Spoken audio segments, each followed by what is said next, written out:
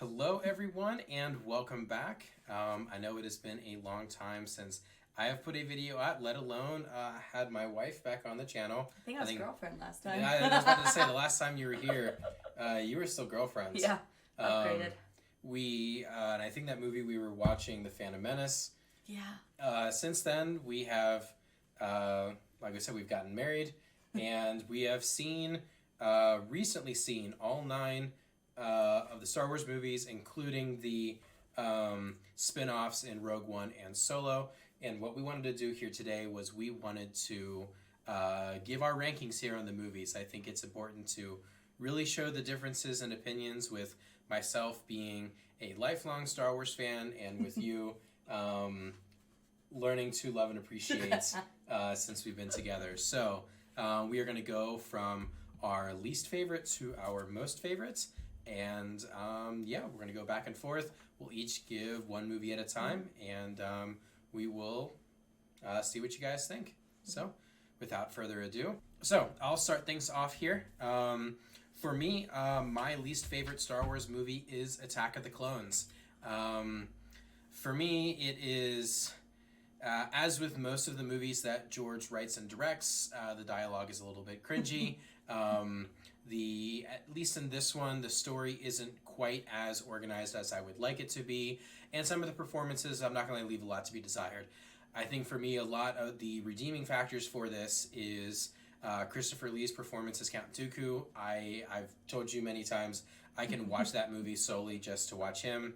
And it does have the sense of creativity that George has with the different worlds and Camino, Geonosis, the clones, and seeing all that. And it is, at times it can be aesthetically pleasing, but at the same time, the CGI can also be not aesthetically pleasing. So it is going to be at the bottom of the list for me.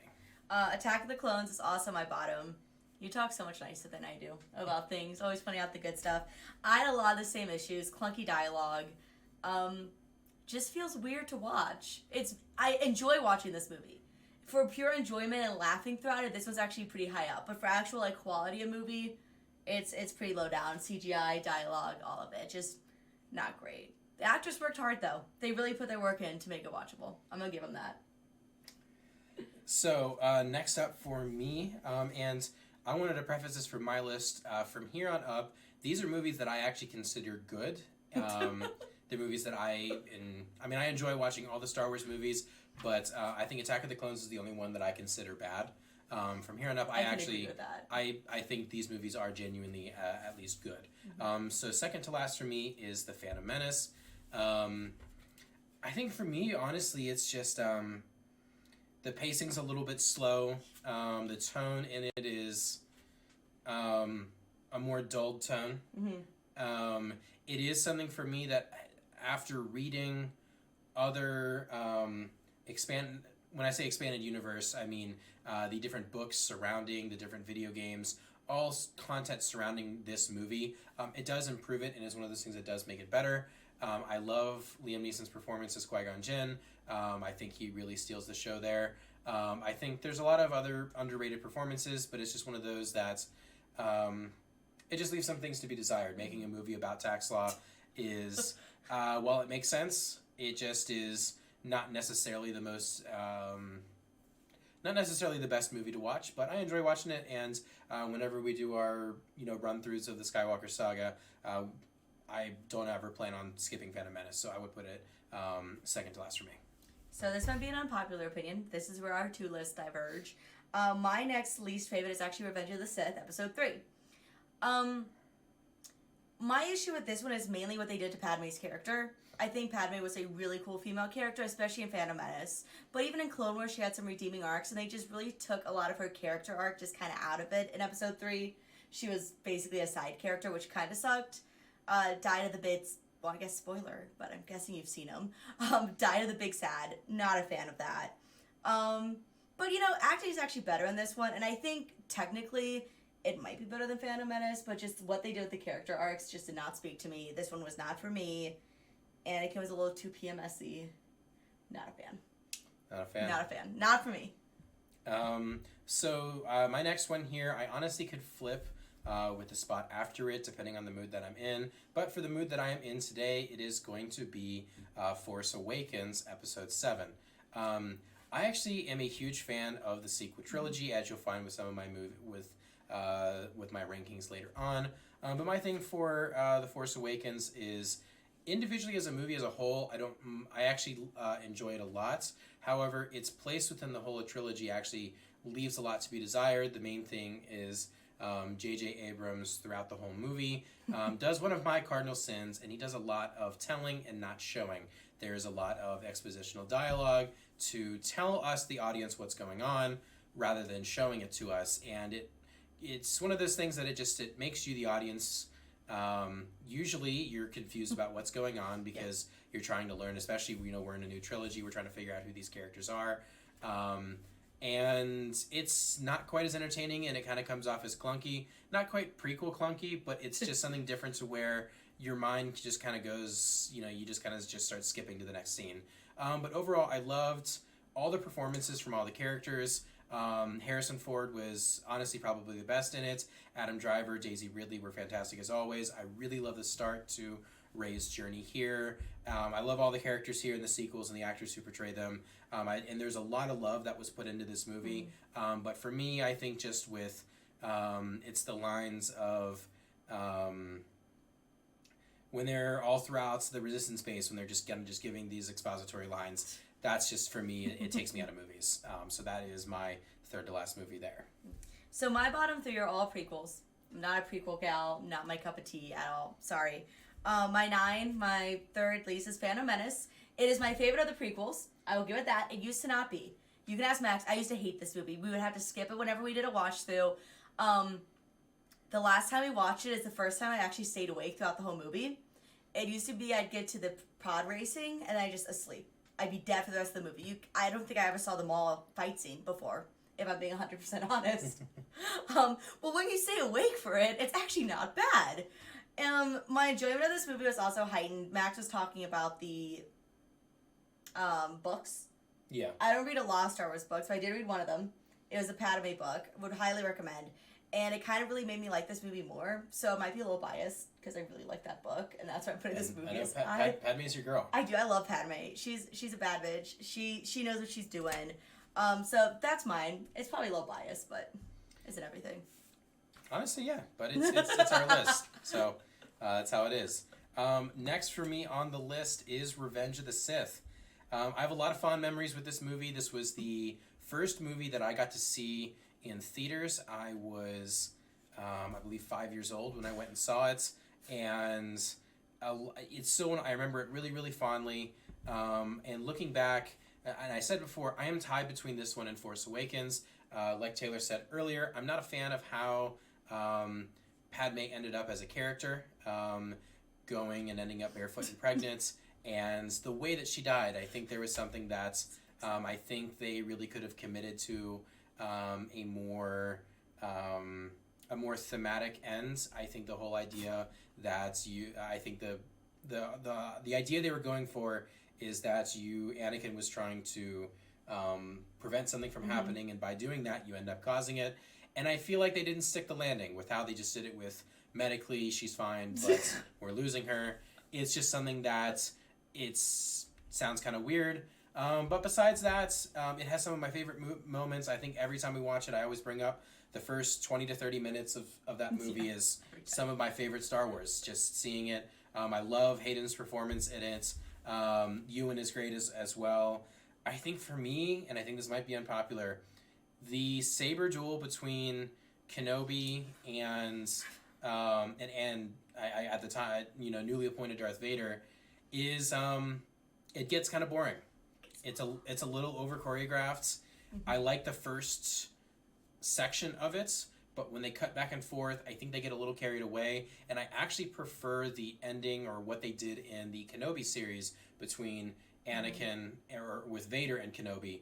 I wish that was more the vibe that was in this movie, more of a dialogue-driven response between the two of them. But it is something that it's a fun movie. I would say of the prequels, it is the funnest.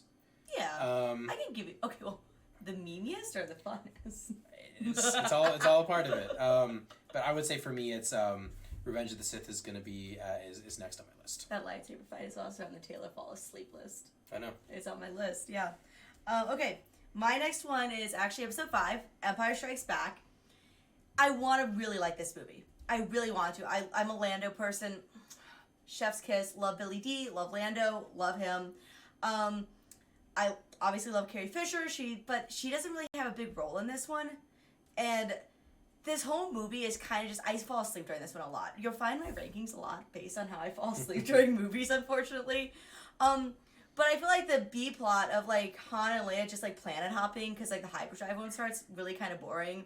And then Luke's just out in Dagobah farting around. And this one, I don't know if you guys are a fan of the Twilight Saga, but I consider this one the new moon of Star Wars, because it's just setting a lot of things up, but nothing big happens. So like this movie is almost like exactly in the middle of the list. It works. It's good. I like it, but it's not like anything great to me. I will give it props. It has the twist at the end. I don't know if we can call it a twist in media anymore because like everybody knows it, but it has the twist. That was fun.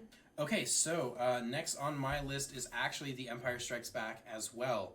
I like this movie a lot, but it's one of those that the more that I actually watch it, it actually hasn't aged as well as I remember it. And I've actually kind of found when I watch the originals, it's hard for me to rank them individually because they're just parts of a whole story. And for me, actually, like you said, Empire sets up a lot of the things that come to pay off in Return of the Jedi. I think the highlights for me in Empire is I love the interaction between Yoda and Luke, that definition of the Force and how they really kind of expand the world. I really like to see. I'm not going to lie, some of the dialogue in Empire Strikes Back is hit or miss. It's... I know, we get on, the prequels, and I think we'll get on some of the sequels for the dialogue. Empire Strikes Back is not, they are not... not poetry. It's not as great as you remember, or at least they're... There's that, I lost the words with what I was going to say. But it has its typical Star Wars feel to it. I really like it, but I think it's one of those, upon watching the entire saga... I just ranked it lower. There's movies that I liked more. I don't think it was I liked this movie less. It was that there was movies that I liked more above this. I think I can agree with that. Because my Empire is a little lower than yours, but I agree with that. There's just things I liked more. So what is your next one? My next one is Force Awakens. Actually, I think all of these sequels are like above. This and above. I actually really like the sequels as well. You were a little hard on the Force Awakens than I did. For me, it really puts it above. I love Daisy Ridley. I forgot, like, she's a delightful performer, and she just really draws me in, and I love Adam Driver, and that sold me on this. Also, again, a lot of it's entertainment value and fun value, and do I fall asleep during it? I can't say from this movie up, I've never fallen asleep during these movies. And it's a weird definition of that. And this was just fun. In movies, it's a little contrite and a little, dialogue's not the best, but I like it. It's fun.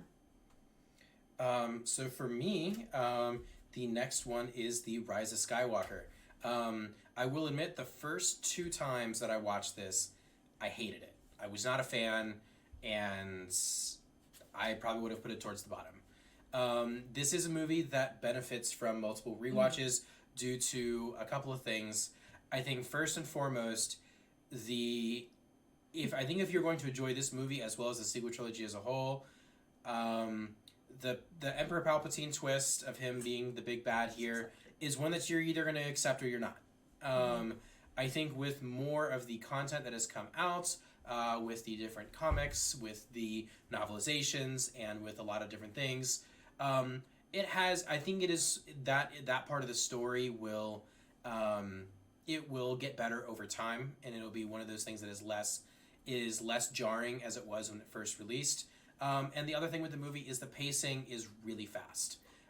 With the first time that I watched this, I hated it because I don't like fast-paced movies, or to the extent that they were going where they're just going through. But upon second and third rewatches, it slows down just because you know kind of what's going on and the things that are happening. And I actually found the movie to be really, really charming. I loved the ending with... I loved Kylo's ending. I really liked Rey's ending. Rey is a Skywalker, for those of you who are asking. And I just liked all the performances. I think for me, personally, with it, I think they left Finn's arc a little to be desired. But overall, it was a good ending to the trilogy and to the saga as a whole. And it was one of my more favorite watches of this. It was a delight when I was watching it. I could say a similar thing. So we actually, like he said, we just rewatched all of these, and I was dreading watching 8 and 9. I will get to 9 later because that's higher on the list for me. But 8, I only saw it once, maybe twice.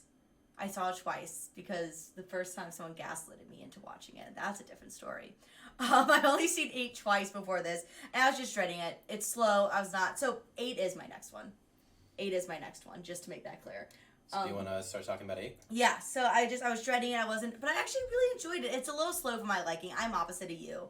I tend to prefer faster movies and movies that are a little more like up tempo and beat. 8 was a little draggy for me. I love the critters. I'm such a sucker for cute little critters. We got ice critters. We got porgs. Porgs. We got I don't know what they're called, like the horse dogs. Yeah. Lamb dogs. Canabite. Precious. Would die for them.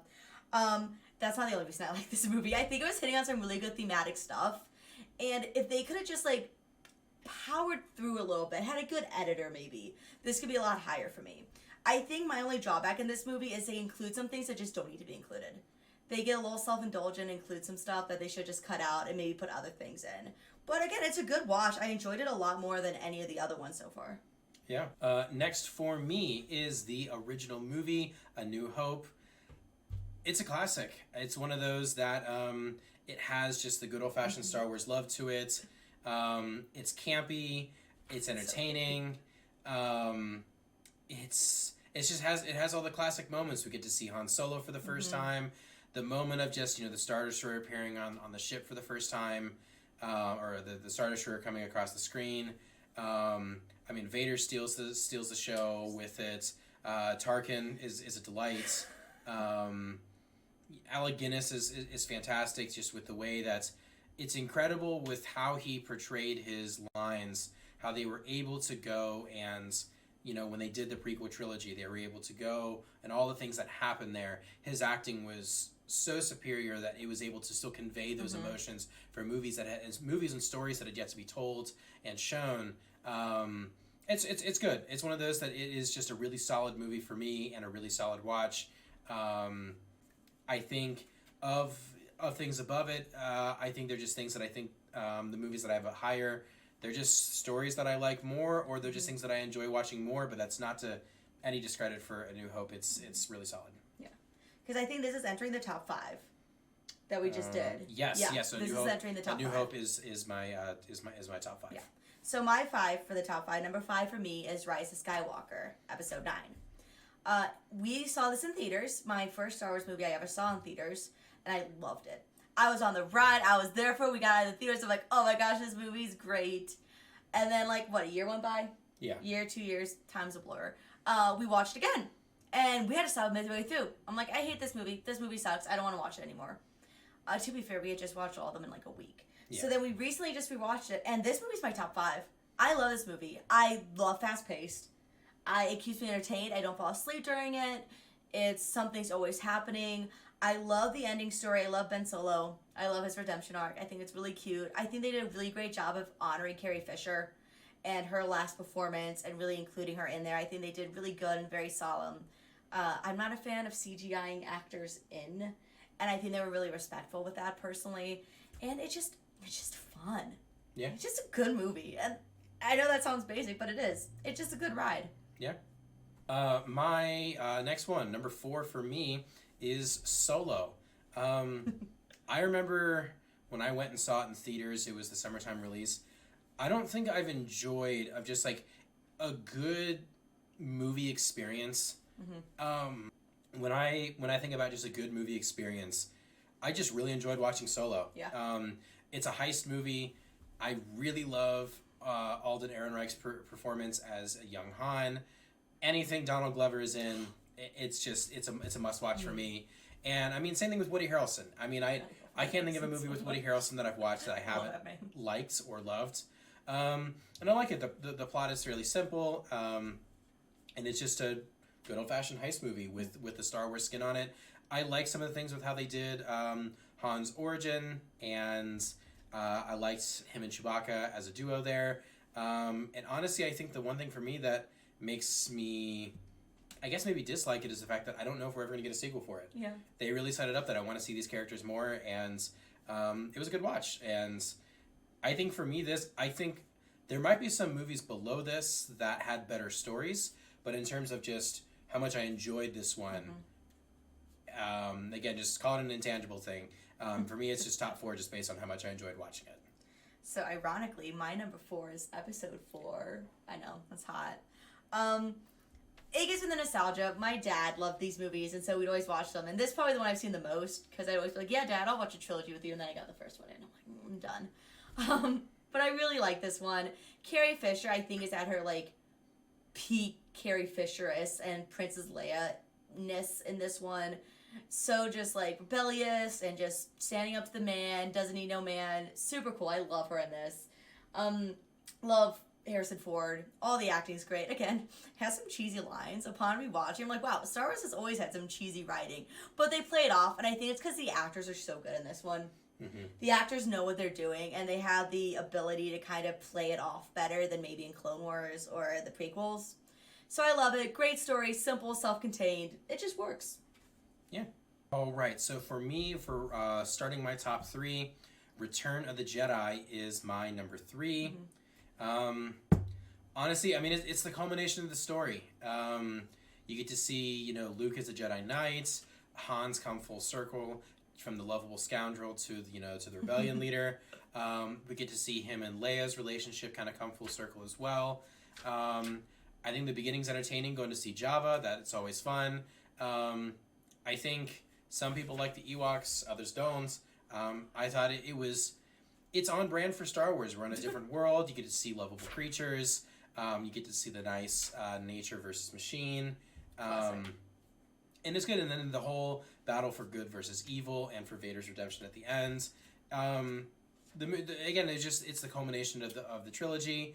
I really like it. I like the ending there. And yeah, I think for me, it's hard for the originals to really separate the 3 of them just because they set each other up so well. But for me, I like the happy endings, and I like seeing the payoff. And so for me, Jedi is going to be number 3. My 3 is also Return of the Jedi. I'm not afraid to say it. I'm pro Ewoks. I love me some Ewoks. I think they're cute, and they make me happy. I know Harrison Ford didn't like them, but that's his problem. I think they're cute. Also, it just works. It's just good. I think, Mark Hamill, Luke. He was a little whiny in the first 2. But in this one, he really gets his act together. He's really kind of like pulling it up, being the guy, doing what he needs to do. I love the Jabba opening. I love a nice, like, hard open with stuff like that, just going into it. I think it's great. Also, just fun. It just gives you the serotonin boost out of all of these. I think this one gives you the most. Yeah. And yeah, he's pretty much already said everything. It's just good. Works. Yeah. All right. My number 2. It is... I think we both have controversial 2s. I think controversial number 2 here for me is The Last Jedi. I really love this movie. It is, I think Rian Johnson is, I think this was fantastic. I don't love it more than my number 1, but for me, this was just upon watching this and coming into this, I think he put a lot of nuanced storytelling into this. I think one of the pitfalls for this movie is for the humor. I think it's either going to be, you're either going to think it's funny or you're not. But I don't think it's not out of place for Star Wars. As we've talked about throughout the entire saga here, Star Wars is full of campy dialogue and one-liners. I mean, between Han and the different Empire people and the originals, Obi-Wan and the prequels, it is what it is. I personally think Rise of Skywalker is funnier than Last Jedi. I think the jokes land a little better in 9 than they do in 8. But I really love a lot of things that they did and how they set up. Rey, I really like how they took the next step with her character, and the whole theme of failure with all the different characters, and about how that failure happens, and they show between Poe going from this hotshot pilot to the wise leader towards the end with what the Resistance needed, from Luke realizing that he even, bought too much into the legend status of himself and realized that he failed as a teacher, or Rey realizing that, she can't rely on other people for her identity or for her destiny going forward. That's something that she has to put forward herself. And the movie as a whole, I think Ryan was fantastic with how he tied things together. I think, like you said, I think there's a couple scenes that I think could have been edited a little better. I think maybe one section maybe taken out and put in for something else. The main thing for me is let's take the scene out with Rose saving Finn. I think we as a community all can agree. I personally like Rose as a character. I think she fits in really well. That scene it doesn't achieve what it was trying to achieve. I personally think they should put in the scene from the deleted scenes of Captain Phasma and Finn's interaction. It ties in, especially after reading the Phasma novel. That really ties in and brings it all together. But I love the whole Canto Bight arc. That is Finn's arc there, about how he becomes a major player in the Resistance, and it also demonstrates Poe's failure there with setting them on that quest. But I love Last Jedi, and it makes me sad that to see the negative press that it got. But yeah, that's my number 2. My number 2 is not quite as controversial. Still, I think a popular opinion. Solo, number 2. I love Solo. Okay, if we're going off just pure enjoyment, Solo's my number 1, honestly. Yeah. But I had to take some quality in there. I would argue some of them below this on the list might actually be higher quality than Solo or have a better story. But just in and of itself, how much I enjoyed this movie, how well it worked, and mainly the performances in it. Max brought this up when he was talking about Solo. But obviously Donald Glover. Anything with him, I'm Solo. Emilia Clarke. Good luck. I love Emilia Clarke. I forgot to mention Emilia Clarke. Shame. Yeah. Shame. I love her in this. She plays such a great bad guy. Just and also heist movies. Heist movies are so hit or miss with me, but when they hit, they hit. And it's just a great heist movie. He's mentioned this. I'm not the hugest Star Wars person. I like Star Wars. I've come to appreciate it through being married to you and being with you. This movie kind of feels some of the least Star Wars of Star Wars, and I appreciate that. And I really like it. And it's just fun. It's got a great self-contained story. I agree. I want a second one really badly. I want to see more of these people building and working. Great actors. Just everything's on point. I really can't pick up anything wrong with this movie. I understand, maybe the big argument is, does the story need to be told? And I could see that. I don't know if we really needed a Han Solo prequel, but we got one and it's good. Yeah. So that's the truth of that. And last but not least, both of our number 1s is Rogue One. I'll start here with what what can I say? It's from what was a throwaway line in the opening crawl. They did a really good job of telling a story here, adding to the world building. I know one of the complaints is that, the characters aren't as well fleshed out, but I think for the purpose of this movie here, they serve the purpose of what they're there for. And I actually think they do a really good job of developing the characters that are getting us to appreciate them, for who they are. Love K2SO. Jin is fantastic. Obviously, in a future video, we're going to talk about the TV shows. Cassian, what's left to be said about Cassian Andor? But it's just really, really good. The Vader scene at the end is always a classic. Director Krennic is a bad guy. He's fantastic in it. Cape. But yeah, he's got the big cape. I just really like Rogue One. It's a really, really, I'd say in terms of dialogue being on point and a solidly written story. It's number 1. I think I can comfortably say Rogue One is the only Star Wars movie without cringy dialogue or some campy dialogue in it. It was really well written. You could see people actually went through and looked at the script and were like, all right, let's make this work. Let's make this good. Crying in the club at the end. Oh, yeah. Legitimately sobbing. Oh, yeah. We showed this to my poor mother, and she was like, oh, they don't live at the end, right? And we're just like, I don't think they do. So I really enjoyed this movie, though. Like Max said, great writing, great acting. And it's a story that I didn't know needed to be told, but did. Yeah. And I think it just points to this bigger idea that I think a lot of the Star Wars movies have tried to hit on, but this one hit on the most, is the idea of we need little heroes and we need leaders. We don't need 8 hit on this. which it doesn't get enough credit for. This idea of we don't need heroes, we need leaders. And we don't need people. It takes a bunch of little people doing little things for a big thing to happen. And I think that's what they're just hitting on, just little people doing big things. Also, amazing Chirrut. Yeah, Chirrut. Chirrut is my favorite character in this movie. I think it's a perfect depiction of how everyone can have the Force. And I don't need to have to be a Jedi to, like, channel the Force. And I think that was such a cool addition. Mm-hmm. Yeah. But that is our list here. Let us know in the comment sections what you guys thought of our list. Let me know what your lists are and where you guys differ. And appreciate you guys for watching this one, and we'll catch you all on the next. Bye.